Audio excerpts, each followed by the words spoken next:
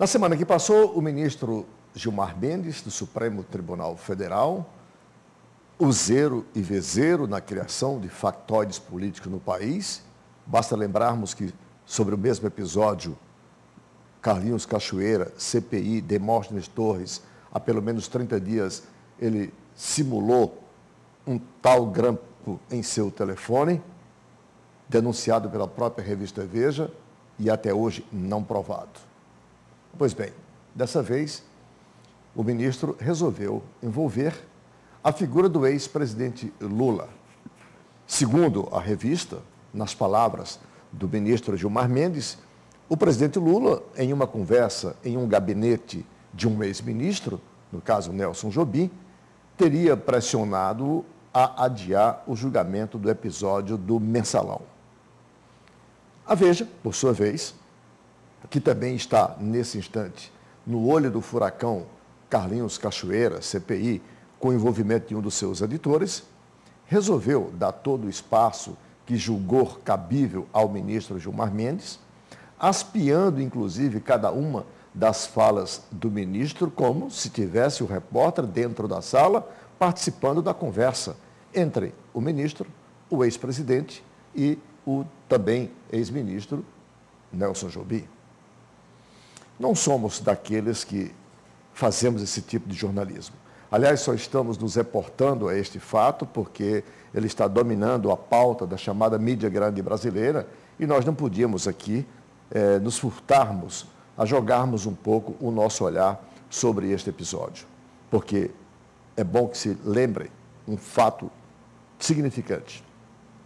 Neste momento, o Supremo Tribunal se prepara para o julgamento de um dos mais importantes episódios políticos do país, na história recente, que é o Mensalão. E, por sua vez, por tudo isso que fez, o senhor Gilmar Mendes já é 100% suspeito para participar desse julgamento. É para discutirmos os vários ângulos dessa questão que estamos iniciando mais uma edição do programa Visão Política pela FGF-TV, canal Universitário 14 da NET e Rede Pública de Televisão Cearense. E para lançarmos uma reflexão e um olhar sobre os vários ângulos que envolvem esse episódio, nós temos hoje as participações dos nossos colaboradores. O jurista professor Roberto Martins Rodrigues, que para o nosso orgulho integra aqui a nossa equipe. O sociólogo, doutor em Ciências Sociais, Clésio Arruda, que também nos ajuda aqui a refletirmos sobre os temas abordados em pauta. E o cientista político, também professor, Francisco Moreira. Eu sou Arnaldo Santos. Peço a você, assinante, apenas um minuto para um rápido intervalo e já voltamos com mais uma edição do programa Visão Política.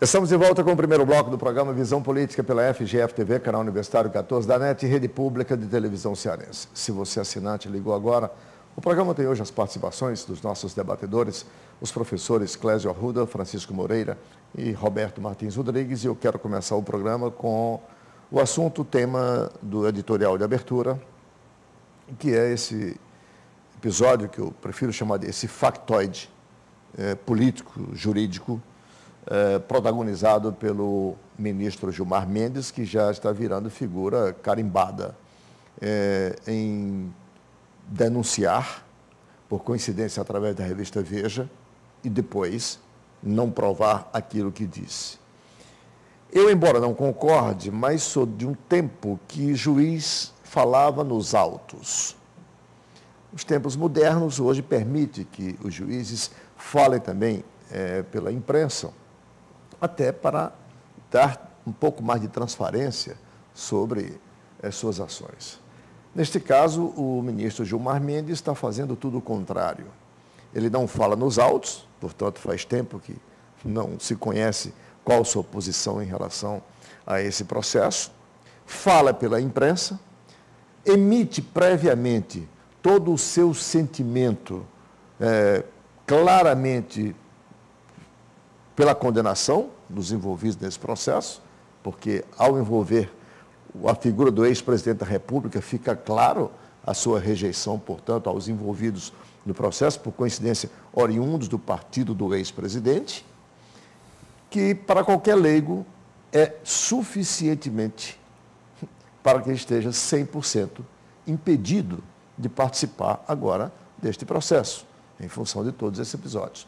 Mas nós temos aqui o doutor Roberto Martins Rodrigues, nossos doutores das ciências sociais, que eu queria então colocar esse tema, começando exatamente pelo professor Roberto.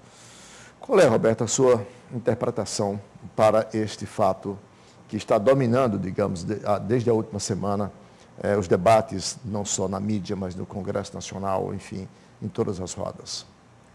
Esgotado o problema da Xuxa, que emocionou o país todo, quando ela teria revelado que, depois de 60 anos, se lembrava que sofreu uma agressão sexual, veio a... Ela só está com 50, Roberto. Mas foi antes. Veio a questão do useiro e vezeiro ministro Gilmar Mendes. E vejam que o ministro chegou a ministro a bordo de uma amizade com o ex-presidente Fernando Henrique, que o nomeou procurador-geral da República. E, naturalmente, o seu sentimento partidário já existia contra o Partido dos Trabalhadores, cuja maior figura, sem dúvida alguma, é o ex-presidente Lula. Nós que lidamos, eu tenho horror a essa expressão, operadores do direito, eu não sou operador com nenhum, eu vou ser operado daqui a algum dia. Mas os que lidam com a advocacia sabem que a coisa mais comum do mundo é o advogado, ou a parte, ou alguém ligado à parte, procurar o juiz do processo, ou os juízes do processo, quando se tratar de julgamento por colegiado, e pedir ou a agilização no andamento do feito, ou o retardamento, alegando que ainda vai ser produzida alguma coisa que leve o julgador a uma decisão mais adequada. Então, não me espantaria de jeito nenhum o fato do ex-presidente ir a qualquer ministro do Supremo, principalmente ao relator, e pedir que tivesse um pouco menos de pressa e bem. Está aí o processo há quase 10 anos, né, salvo engano, 7 anos ou 8. Mas isso é perfeitamente normal, como poderia haver o contrário, e ninguém sabe se não há. A mídia mesmo pressiona para julgar e tal.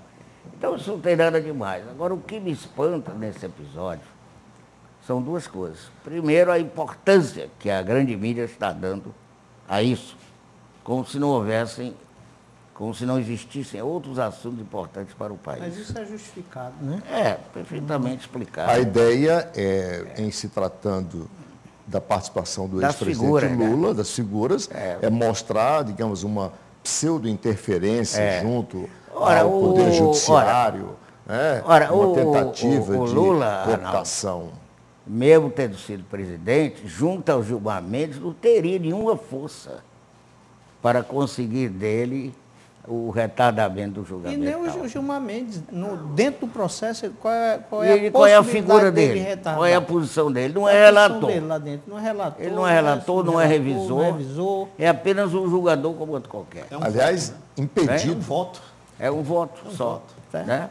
Aliás, impedido agora, depois disso. E agora, como disse bem o Arnaldo, ético, né? Mas aí será ele que ele tem ética? Está visivelmente impedido, porque está assumindo posições bem claras de parcialidade. Eu não estou dizendo que ele está certo ou errado, mas ele está se jogando no impedimento. Ele não pode mais. Então, isso não me espantou, não. Não acho que o Lula cometeu, como alguns senadores disseram, alguns deputados, que era caso, se ele fosse presidente, era caso de impeachment. Só que ele não é presidente mais, ele é ex. E com qualquer pessoa interessada neste ou naquele processo, pode se dirigir a qualquer juiz e pedir o que quiser. Depende do juiz fazer ou não fazer, né? Por outro lado, o Nelson Jobim é muito hábil, muito inteligente. Ele não levaria o Lula, de quem foi ministro, nem o Gilmar, de quem se diz amigo, para uma cena desse tipo, de maneira a envolver em coisa equivocada os dois, acho eu. Acho que isso é, como você disse muito bem, é mais um factoide do nosso ministro e não vai ter nenhum progresso no sentido de se discutir. O que se tem certeza é que o ministro Gilmar está se desmentindo todo dia. Está contando várias versões conflitantes. Bom, Moreira, eu classifiquei como sendo um factoide político. A revista Veja, ela aspeia, e aqui para o assinante que não tem a obrigação de saber, nós jornalistas, quando aspeamos frases, nós só o fazemos quando participamos daquela conversa do que ouvimos. Aí aspeamos e dizemos da boca de quem saiu tal frase. Ora, uma reunião no gabinete do Nelson Jobim com Gilmar Mendes e com o ex-presidente Lula, fica muito claro que o repórter de Veja não estava lá, a menos que seja invisível, a menos que seja o mágico aí, o Mr. M e tal. Não é o caso. Mesmo assim, contrariando a prática do bom jornalismo, a revista Veja publica aspeando como se tivesse participado daquela conversa. Mas a Veja acho que está useira e vezeira nesse tipo de coisa, né? Não vezeira. é o primeiro caso, né? Você tem agora mesmo, durante essa coisa do Cachoeira, estourou, né, que várias daquelas matérias que provocaram escândalos, tanto na política brasileira, como levantou suspeita sobre pessoas que nunca foram provadas, né? Todas essas matérias, na verdade, né, são frutos desse tipo de jornalismo. Tá certo? Então, quer dizer, é um tipo de jornalismo. Há muito tempo que se tenta setores preocupados com essa questão em questionar esse tipo de comportamento, né, de determinados veículos de comunicação do Brasil, principalmente ligados à grande imprensa, né, que, na verdade, não tratam o fato como deveriam. Certo? Esse caso específico, ele tem algumas características que são extremamente, que precisa serem realmente, se tivesse um jornalismo, como se diz, investigativo, né, era importante que se fosse feito. Primeiro, por que ele demorou 30 dias a se referir ao caso? Né? Por que no momento, ele não chamou e disse, olha, aconteceu isso? Segundo, o Nelson Jobim desmente a notícia na hora, já assim, na hora que tentaram, ele, né, é interessante, o jornal O Estado de São Paulo, né, o famoso Estadão, ele colocou a notícia só na internet, mas publicada não dá o desmentido né, e é interessante porque o jornalista, né, ali sim era o jornalista falando, não era mais os interesses que estão por trás desse processo, né, porque eu queria me fixar um pouco nessa questão dos interesses. Né? Quer dizer, a grande mídia estava, na verdade, na berlinda. Né? Ela estava em xeque.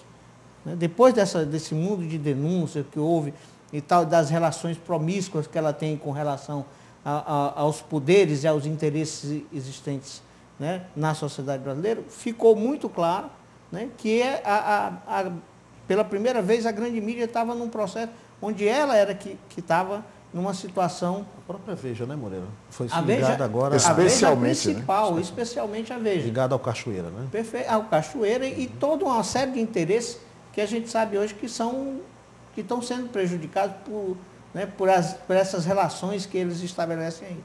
Aí o que é que aconteceu? Eles, na verdade, criaram um fato, esse é um fato, para tentar mudar o foco. Né? Eu acho que todo esse jogo, né, vai desembocar justamente na história da CPI, tá certo? Na condução desse processo. Quer dizer, tem uma história que aí eu vou relatar apenas porque eu vi, mas não dou guarida à história também, porque não tenho como comprovar. Estou apenas relatando para o telespectador, mas como uma informação que eu tive.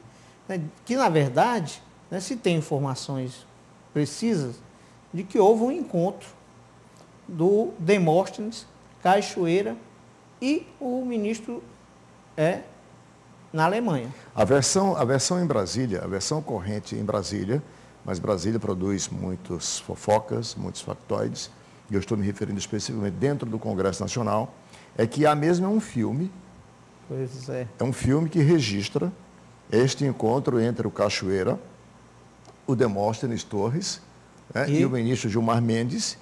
E este filme está circulando entre as pessoas que compõem a CPI. Esta é, digamos, a conversa e que o ministro Gilmar Mendes teria, portanto, reagido ao saber da existência do registro dessa reunião nesse filme. E ele teria reagido assim. Você está informado da mesma fonte que eu. É nesse sentido, né?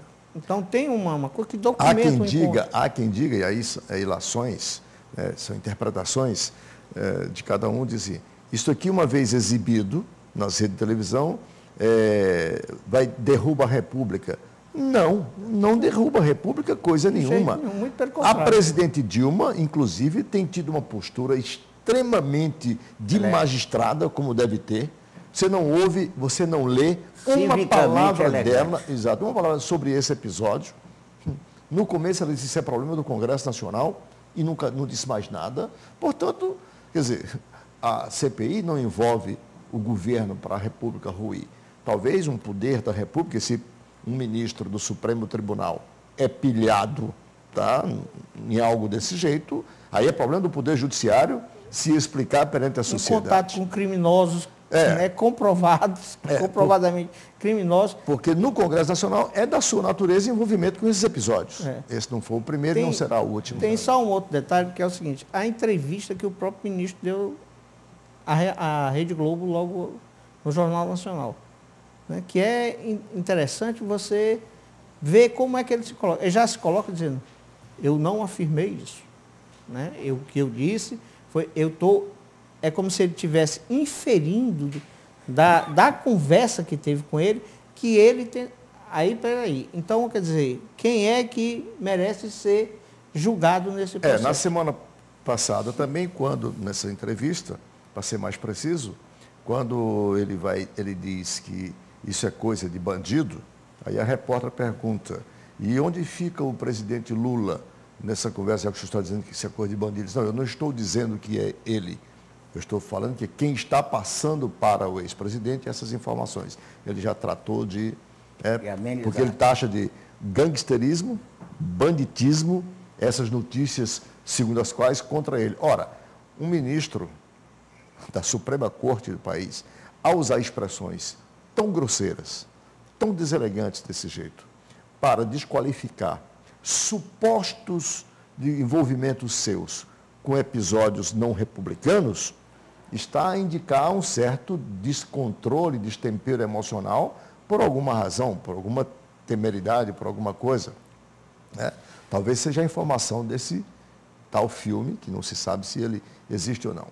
Ô, professor Clésio, a produção me informa que nosso tempo se esgotou. Eu quero reabrir o segundo bloco, retomando essa discussão com a sua opinião, a partir da perspectiva de que o que importa ao Brasil, nesse instante, não é, sob nenhuma hipótese, esse disse-me-disse, se o presidente pediu o adiamento ou não pediu o adiamento. O que interessa ao Brasil é o julgamento do caso do Mensalão, porque este, sim, prescreverá no próximo ano.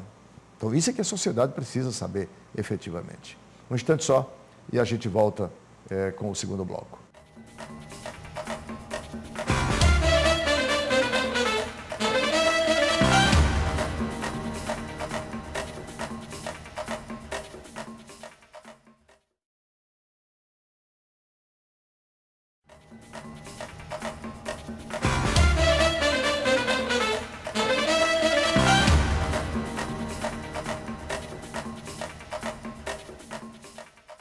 De volta com o segundo bloco do programa Visão Política pela FGF-TV, canal Universitário 14 da NET e Rede Pública de Televisão Cearense.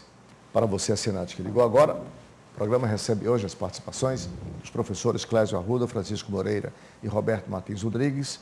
Estamos discutindo este episódio que nós chamamos aqui de factoide político, protagonizado pelo ministro Gilmar Mendes, que tem se revelado uma figura folclórica, de uma empáfia, né? Quando ele fala, de uma empáfia, de uma forma raivosa, né? Assim como se pairasse acima do bem e do mal, esquecendo-se que o republicanismo que ele alegou não existir ao difundirem, segundo ele, boatos sobre sua pessoa, é o mesmo não republicanismo que ele tem utilizado para se colocar, para se defender de possíveis ilações ou mesmo acusações.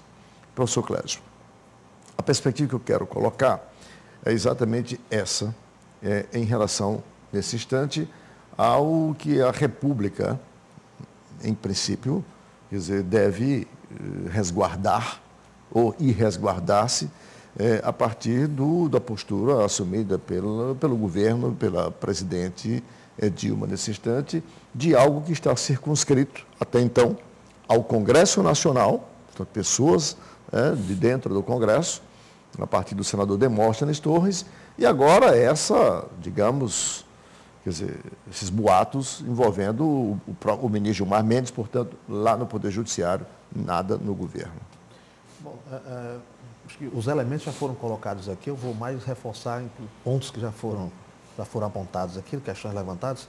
É quando a gente pensa a postura do ministro, e pensando no republicanismo brasileiro, depõe muito mais contra do que a própria investigação. Quer dizer, é um comportamento que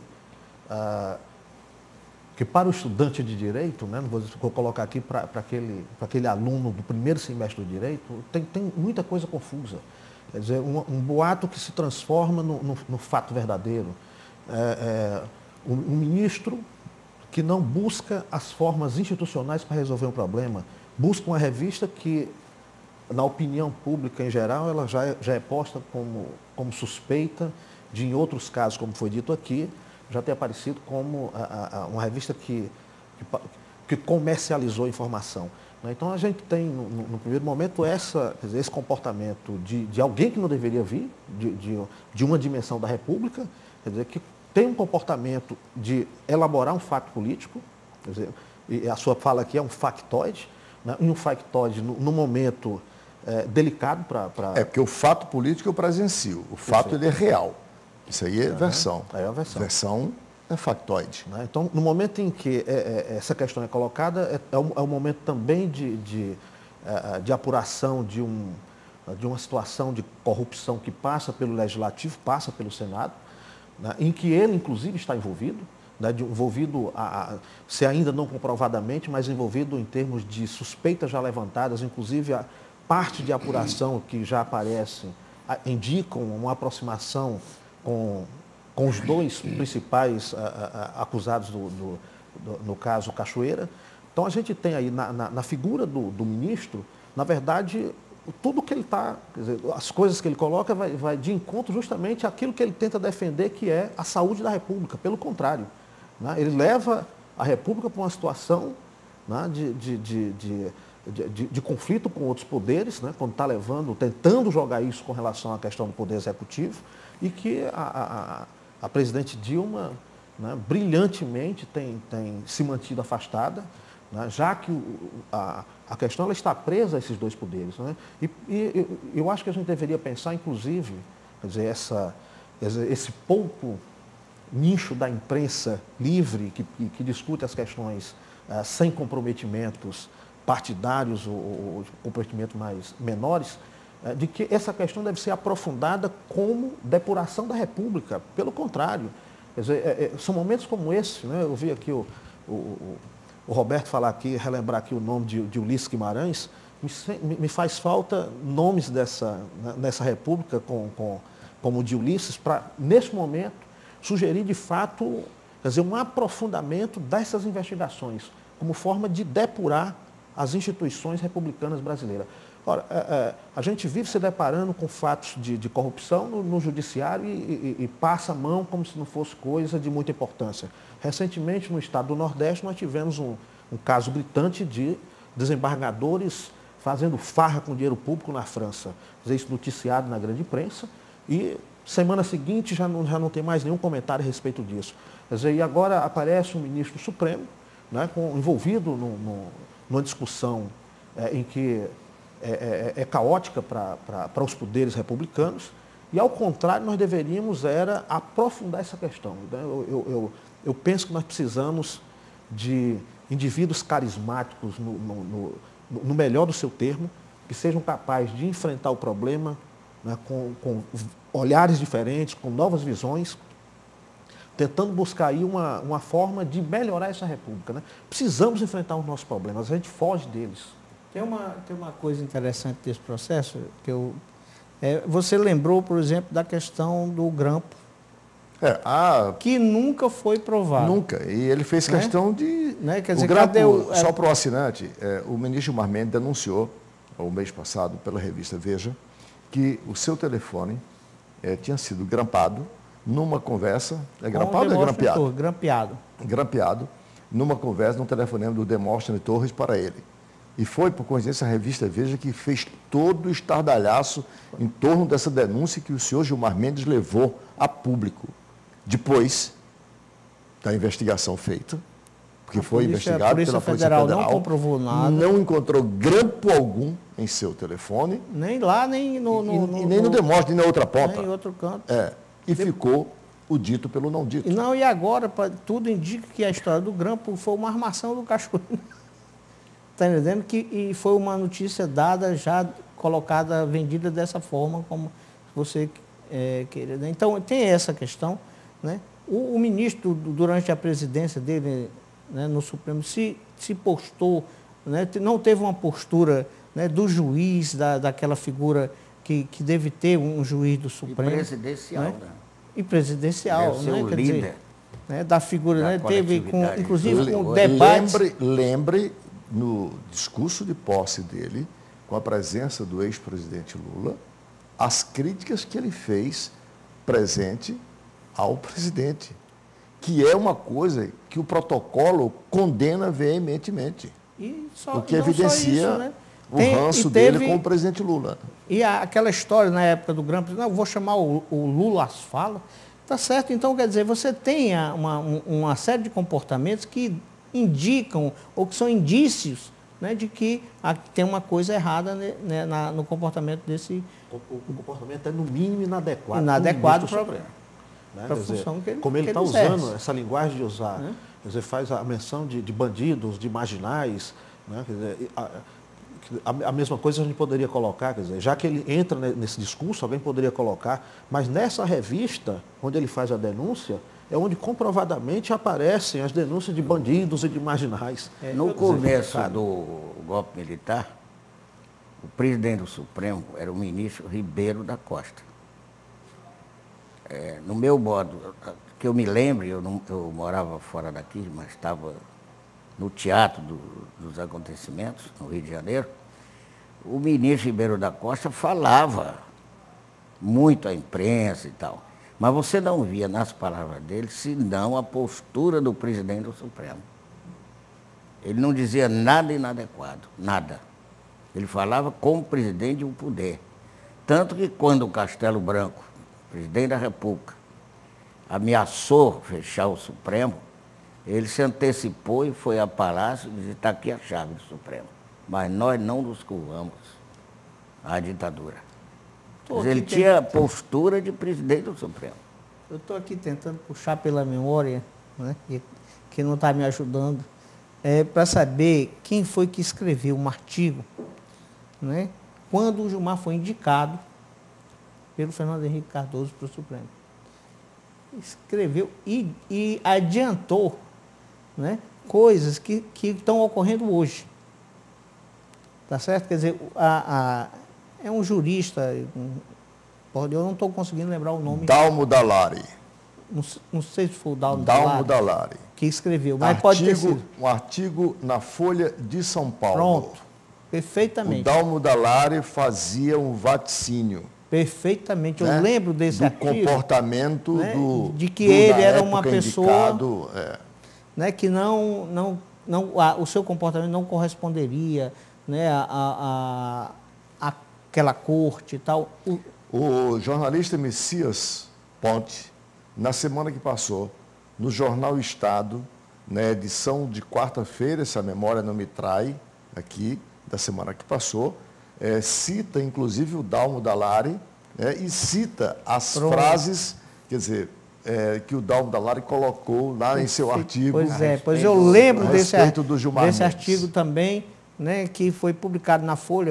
Eu era um leitor assíduo da Folha, eu lembro muito desse artigo, né, justamente colocando essas questões, né, fazendo vaticínio, como você diz, né? É uma futurologia. O cara devia conhecê-lo profundamente para poder, né, adiantar coisas que... Né? Outra coisa, as pessoas, elas são produtos, né, se você for buscar as raízes do rapaz, você vai entender também por que isso acontece. O ministro, né, lá na província dele, onde eles mandam, né, as pessoas são tratadas como por coronéis. E o fundamental da natureza ninguém muda, apenas se revela. Perfeito. Ele encontrou um lugar, o ambiente adequado para mostrar quem é.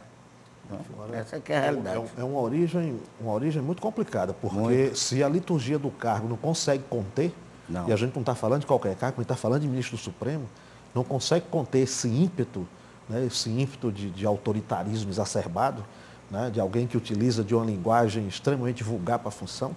Quer dizer, é uma origem... Vocês que são... Ele usa na forma e no conteúdo. Vocês são os mestres da área, né?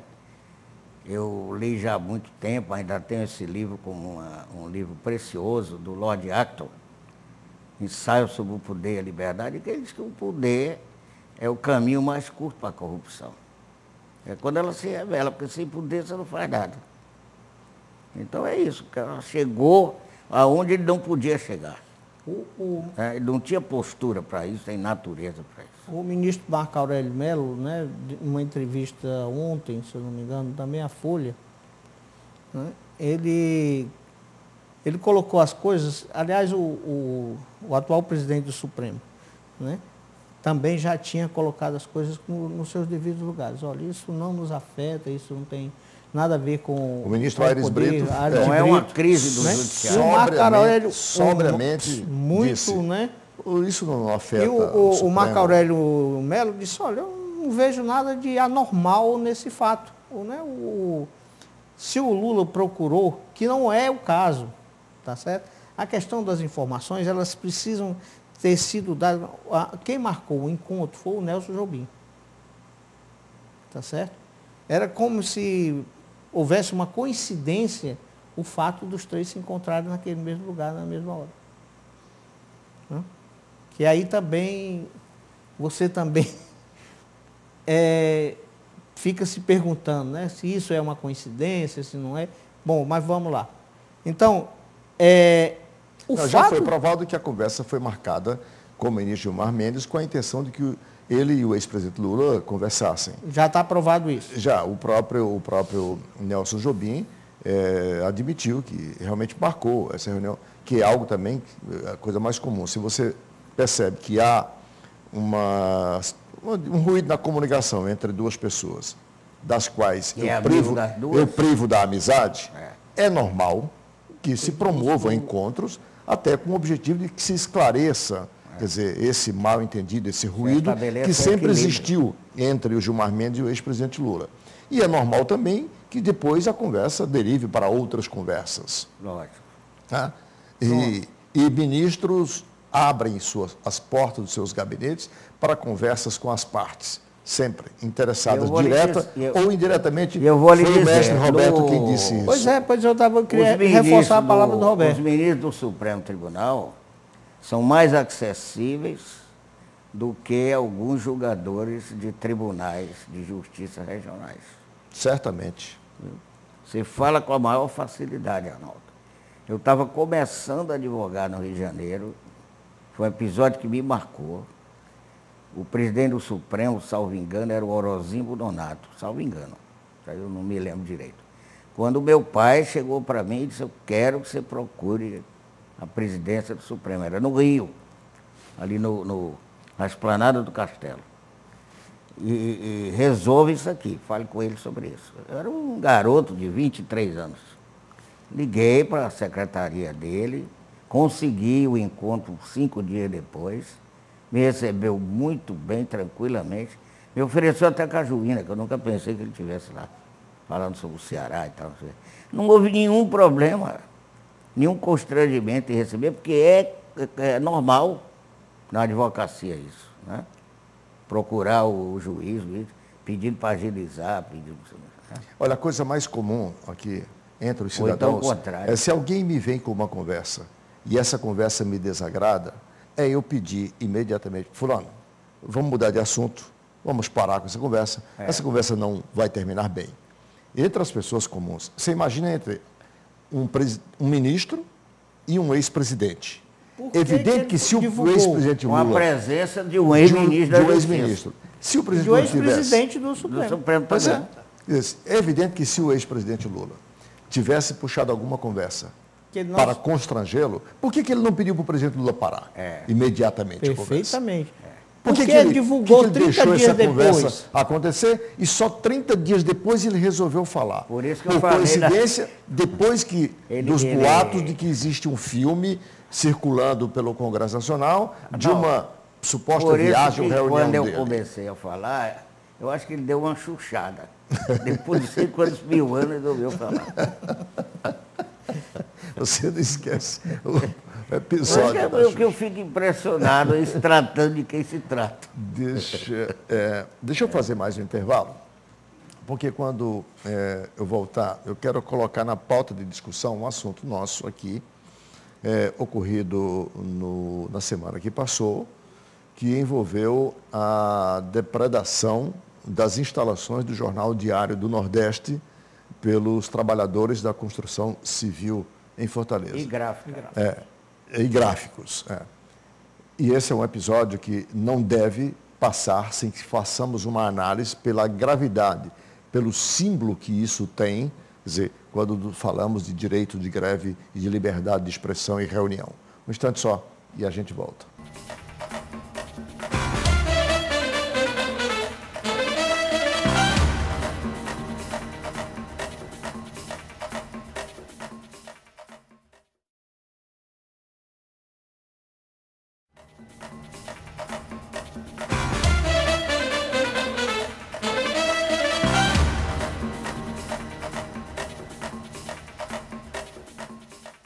Estamos de volta com o terceiro e último bloco do programa Visão Política pela FGF TV, canal Universitário 14 da NET e Rede Pública de Televisão Cearense. O assinante que ligou agora, do programa participam hoje os professores Roberto Martins Rodrigues, Francisco Moreira e Clésio Arruda, discutindo nos 2 primeiros blocos esse factoide, aí protagonizado pelo ministro Gilmar Mendes, envolvendo a figura do ex-presidente Lula. E eu queria colocar agora um assunto aqui do nosso terreiro, como dizemos no Ceará, não menos importante.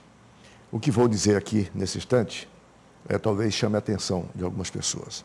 Os que conhecem a minha trajetória profissional, parte da minha vida privada, sabem que eu sou principiologicamente a favor não só do direito de greve, mas de todos os direitos subjacentes a que quaisquer movimentos de trabalhadores possam, portanto, atrair na perspectiva da garantia do direito de expressão, de reunião, de tudo. Já militei em sindicato, pela oposição, no Sindicato dos Radialistas, nos idos de 1980, perdi 2 eleições como oposição, portanto, conheço um pouco dessa vivência. Portanto, acho que posso falar. Sindicalismo, sim. Vandalismo, nunca. Nunca. Isso não é direito de reunião, direito de expressão sobre trabalhadores, sempre. Isso é da democracia. Agora, depredação, vandalismo, depredação ao patrimônio público, privado, isso... E até dano pessoal, né? Agressões físicas, isto não é compatível, isso não se coaduna com democracia. O que ocorreu na semana que passou, nas instalações do Jornal Diário do Nordeste, como já havia ocorrido com estandes de construtoras, quer dizer, de edifícios em construção, onde esses pseudos líderes sindicais, trabalhadores, quer dizer, trabalham ou trabalhavam, isso não se coaduna com democracia. Eu quero de público aqui externar a minha solidariedade a todos que fazem o Jornal Diário do Nordeste. Isso se estende, evidentemente, a todos os demais veículos de comunicação. E atitudes como essa, o remédio não é intermediação, não é reunião, isso é polícia, isso é caso de polícia. Isso resvalou completamente para casos de polícia, né? Pode o PSTU achar ruim o que eu estou dizendo, quem quer que seja, o movimento dos sindicatos dos trabalhadores na construção civil, mas isso não é movimento paredista. Olha o resultado.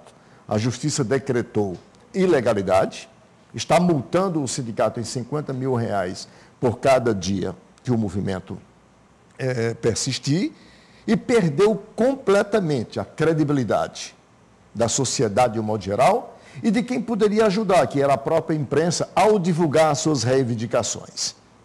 Porque o que a imprensa estava fazendo? O fotógrafo estava fotografando o movimento, os repórteres estavam reportando o movimento pacificamente, em favor deles, porque no que se divulga, colabora com o movimento.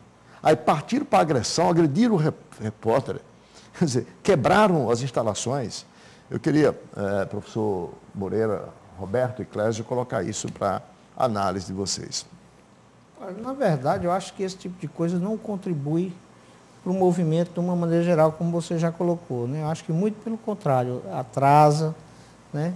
Mas essa prática, ela vem acontecendo de forma mais ou menos sistemática, né? E é muito uma orientação, né, que os sindicatos estão tendo hoje, né? Porque não se justifica, né, durante a passeata, a manifestação pública, mostrar insatisfação, porque, de certa forma, esse tipo de manifestação pública, ela atrai, né, ou coloca para a sociedade que as reivindicações dessas pessoas que elas estão passando, né, por um momento de greve, é sempre um momento difícil para todo mundo, não só, né, para o trabalhador, mas também para as próprias empresas, tem dificuldade nesse período, né? Mas, quer dizer, o trabalhador, ele vai para a rua no sentido de mostrar a sua insatisfação, como está sendo tratado, né?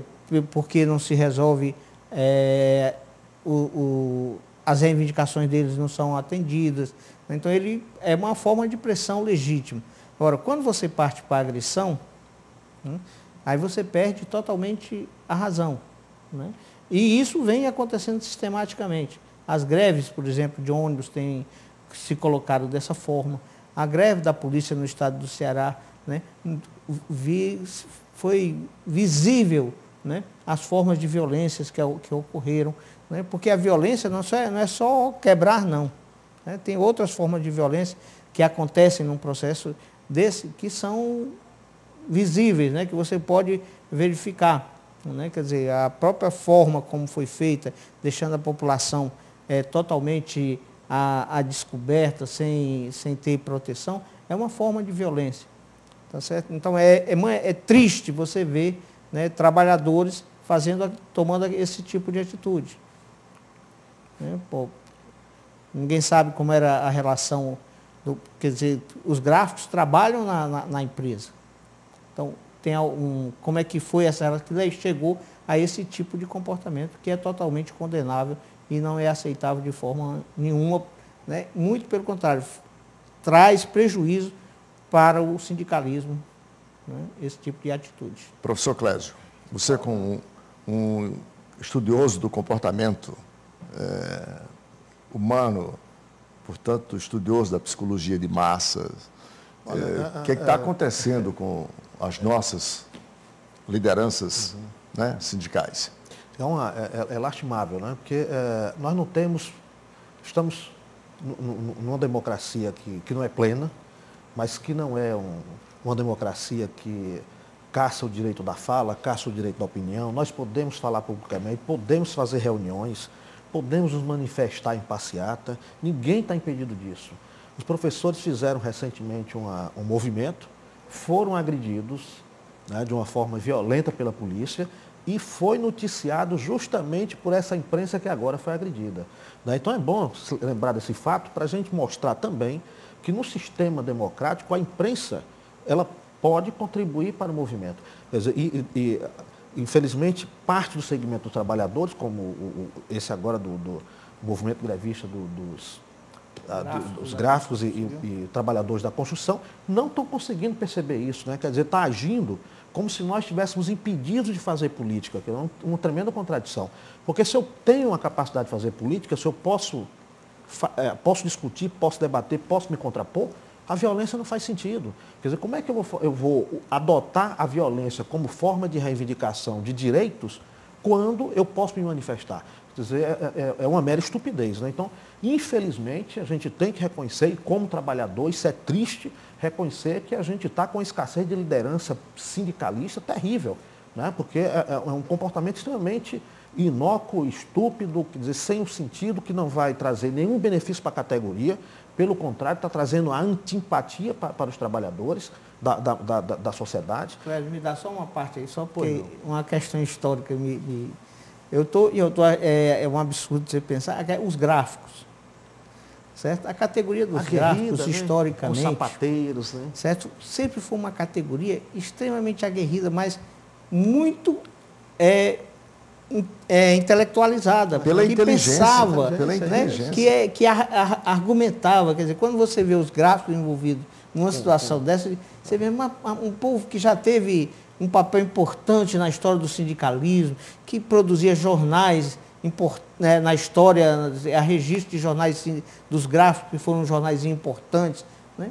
Aí você, de uma hora para outra, vê os gráficos. No auge da proibição de tudo, nos momentos de maior repressão, quer dizer, no Brasil, vide, a ditadura Vargas, por exemplo, o papel dos gráficos nessa época, importantíssimo, então, dizer, com publicações, quer dizer, as mais, bem feitas, inteligentes e que atingiam uma gama enorme de pessoas. Aí vê hoje os gráficos envolvidos, manipulados. Pois é, o que mudou nesse processo? Nós que estudamos a participação dos gráficos nas universidades, todas, sabemos quão importante é a história desse povo. Você lembrou bem, Moreira. Estou pensando aqui que quer dizer, um momento interessantíssimo para os trabalhadores estar discutindo a distribuição de riqueza. O país vem crescendo, as coisas estão melhorando. Quer dizer, é justa a reivindicação de um aumento na participação dessa riqueza que é produzida. Os trabalhadores produzem essa riqueza e é justo que reivindicam a sua participação, mas de forma legítima. Professor Roberto, a picareta, a pá, a enxada, a colher, quer dizer, deve ser usado no canteiro de obra. Sim, são os instrumentos imprescindíveis, mesmo com toda a tecnologia, mas são imprescindíveis ainda hoje na construção civil. Da mesma forma que as máquinas, a tinta e os computadores são, no interior, para o exercício dos gráficos, poderem trabalhar no interior dos jornais ou das próprias gráficas. Por que agora a picareta, a pá e a colher e o paralelepípedo estão sendo usados para depredação? De guerra, né? Pois é, a pretexto de movimento de reivindicação? Eu até aceito que haja uma certa ultrapassagem no exercício do direito de greve, porque, infelizmente, o outro lado da história, que é o patronato, também comete uma violência permanente e silenciosa. Quando nega o salário justo, quando se opõe à distribuição da renda. Isso me lembra até um grande patrão que eu conheço aqui, e vou dizer o nome dele com todo respeito e amizade, porque fui testemunha de muitas das suas posturas adequadas, socialmente justas, que é o dono da Sera Motor, quando estou em Palácio de Queiroz. Eu andava muito por lá, por causa do carro Volkswagen, era advogado da Sera Motor, e uma vez eu perguntei a ele por que ele era tão querido dos empregados. Aí ele disse: doutor Roberto, eu não sei mudar pneu, eu não sei o que é virabrequim, eu não conheço vela, eu não conheço carburador. Então, a Sera Motor não existiria sem os meus empregados. Foi a resposta dele. ele reconhecendo a importância funcional de cada pessoa na empresa, tudo bem. Agora, isso que está acontecendo aqui em Fortaleza, e o professor Moreira disse bem que já é uma repetição, né, de outros fatos parecidos, não justifica e atrai para o movimento uma antipatia grande, porque as ruas ficam interditadas, as praças são tomadas o tempo todo, daqui a pouco a polícia tem que agir, tem que reprimir, porque a agressão começa a se generalizar, até agressão física, como aconteceu com uma funcionária do Diário do Nordeste, uma fotógrafa, parece, uma repórter. Enfim, esse tipo de reivindicação é justo. Agora, esse tipo de fazer a reivindicação é que a população não aceita, porque apesar da gente dizer que o século é da violência, que o povo é violento, não é. O povo não gosta desse tipo de coisa. Ele pode gostar de filme policial, de filme na televisão, chamados filmes de ação, mas na prática, no cotidiano da nossa vida, nós não queremos violência. Nós não gostamos de violência, principalmente quando somos atingidos, direto ou indiretamente. Né? Então, olha, eu acho que eles não estão sendo habilidosos na condução disso. E o movimento agora está desmoralizado, porque, além de haver uma repulsa geral contra isso, a Justiça do Trabalho declarou finalmente a ilegalidade do movimento e aplicando logo uma multa de R$50 mil por dia de paralisação. O Roberto levantou uma questão interessante, né? Essa questão da violência, né? A ação, eu até concordo que há uma sistemática, como eu já me referi aqui, com relação a isso. Quer dizer, os movimentos grevistas, né? Eu acho que tem uma orientação por trás desses sindicatos, né? Eles têm agido de forma muito violenta, né? No sentido de fazer valer os seus direitos.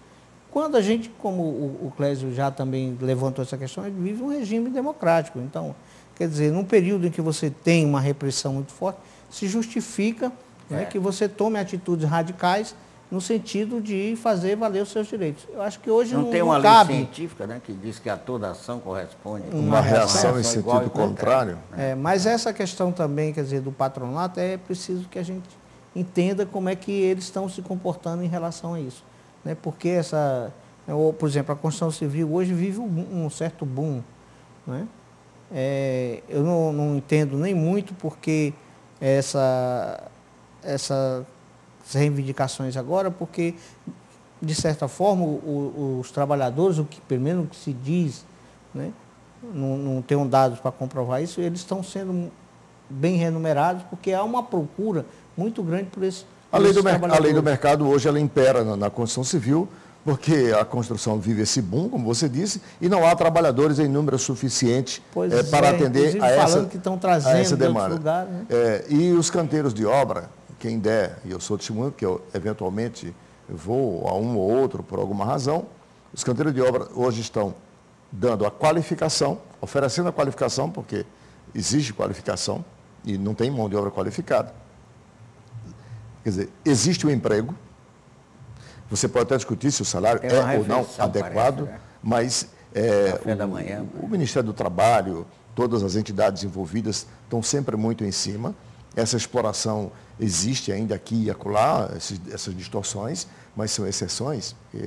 Na regra geral, o próprio mercado está fazendo isso. E nada justifica essa violência no regime democrático. Se houvesse um regime de força, aí sim, era natural que pela força se tivesse que resistir à força. Era o recurso existente. Existente. Mas não é o caso. Agora, digamos, o jornal, pronto. O jornal é o espaço mais legítimo para que suas reivindicações cheguem às autoridades e a todo mundo, na medida que mostra, que reporta, né, que se entrevista. E vai se fazer isso por quê? Perdeu-se, portanto, o canal de comunicação que podia ter. Porque o Diário do Nordeste vinha noticiando com todos os jornais. Normal. Na linha normal do noticiário. Agora, mas chegaram a não aceitar sequer que se fosse lá fotografar.